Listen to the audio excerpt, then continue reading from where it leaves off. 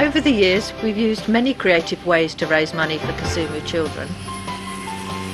But possibly this has been the most dangerous yet exhilarating method to date. A tandem skydive at Headcorn Aerodrome in Kent. Accompanied by Grant, a fellow skydiver from my home church, and supported by family and friends, I joined a group of rather nervous-looking people on the last day of May. It was a cloudy day, but visibility was reasonable and there was no rain forecast. I so hoped that we would be able to make our skydive on the day, as I didn't think my nerves could go through another few months of jangling. Before my skydive, watching the small planes go about their daily business, I outlined with Marion the reasons for taking on this challenge.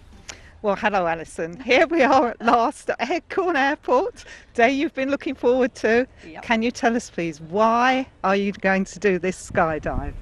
Well, I'm doing it for some very special children who live in Kisumu in Kenya. Mm-hmm.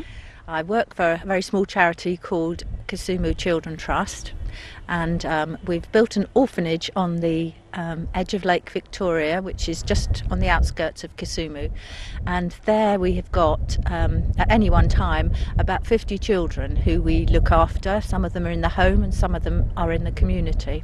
Alison, you went out in person and saw the children in March, didn't you? I did, yes.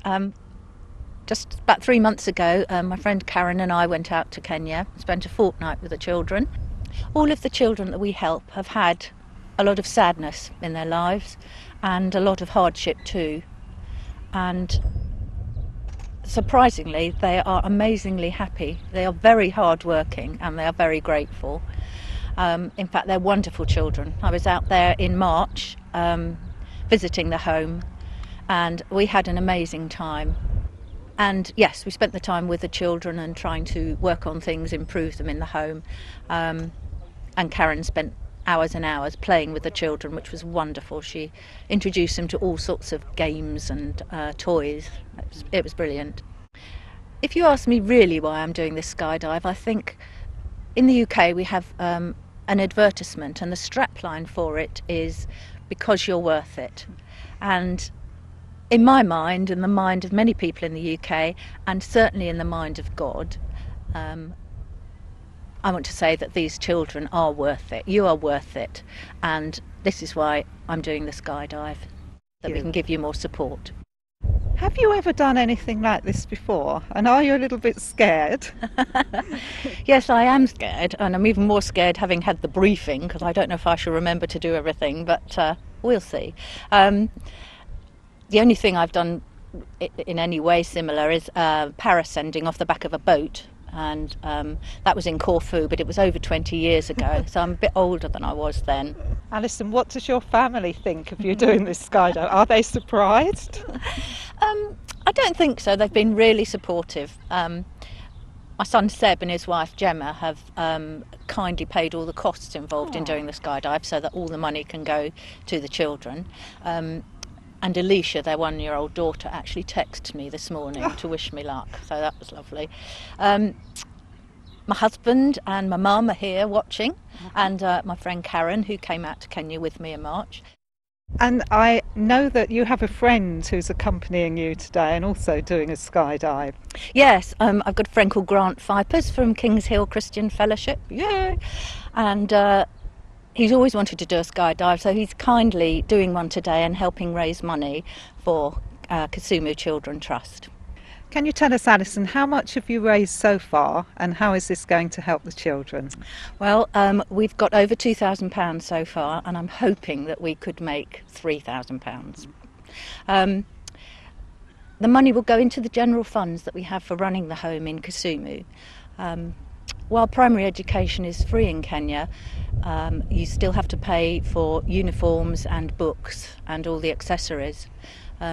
Secondary and tertiary education you have to pay for in full, and it's quite expensive.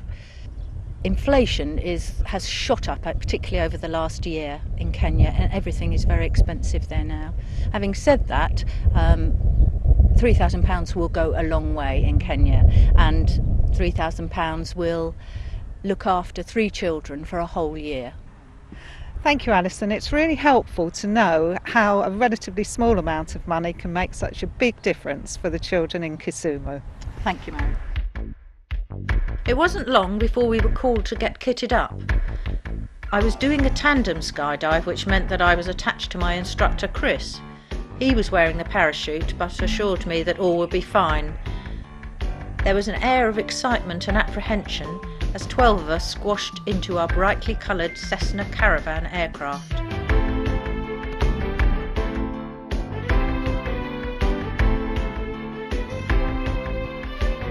The shutter-style door was pulled down and we were off.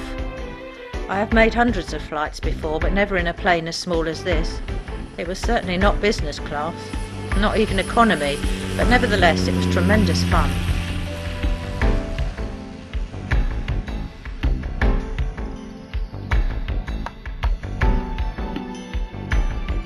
The instructors chatted to us in an attempt to keep us relaxed and gave us last-minute instructions, but with the door now open it was extremely windy and very noisy.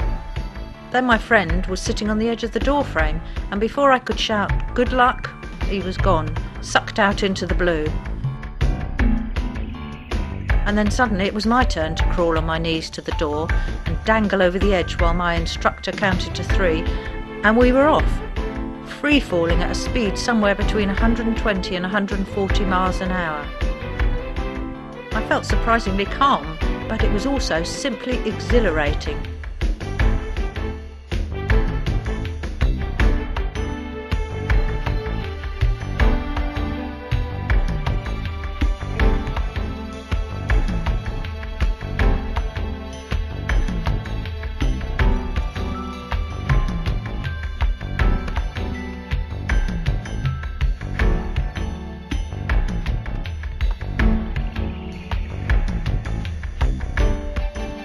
As I remembered to look at my cameraman, Bernard, who had jumped out just before me, ready to start filming, it seemed only seconds before Chris had pulled the parachute cord and we shot upwards, like a cork out of a bottle, and my blue and orange parachute started breaking our fall. I just remembered the instant peace as the wind died away and Chris started to show me various landmarks. The ground looked like a wonderful patchwork quilt with the individual fields of different colours and textures. I marvelled at God's creative genius and praised him that I was able to enjoy such an amazing view of the work of his hands. Headcorn Airfield looked incredibly tiny, the little planes like matchbox toys. I could see Buell water and imagined I could almost have held it in the palm of my hand. Unlike Grant, who was very adventurous, I was not keen to rotate as if on a fairground ride. Although, after waving at whoever was watching, Chris was confident enough in me to give me the controls of the parachute. I could then tailor my descent to my liking, but nevertheless I began to feel a little queasy as we swooped towards the landing zone.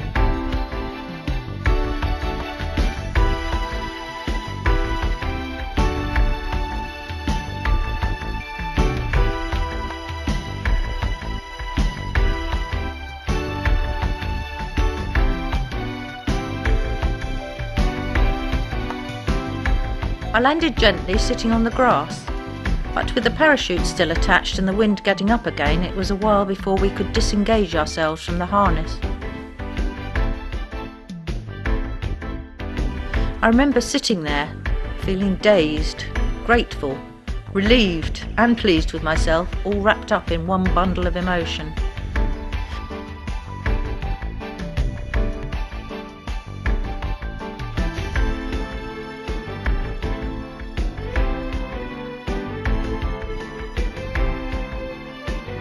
However, there was little time for contemplation before I was required to get into the van for the ride back.